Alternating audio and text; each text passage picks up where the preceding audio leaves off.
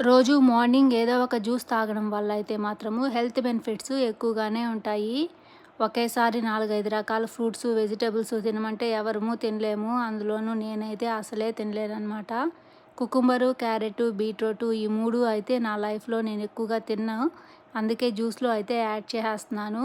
నాకు బ్లూబెర్రీసు, గ్రేప్స్ అలాంటివి తినడం అన్నా ఇష్టమే గానీ, ఈ క్యారెట్, బీట్రూట్, కుకుంబరు ఈ మూడిటి జోలికైతే అస్సలు పోననమాట.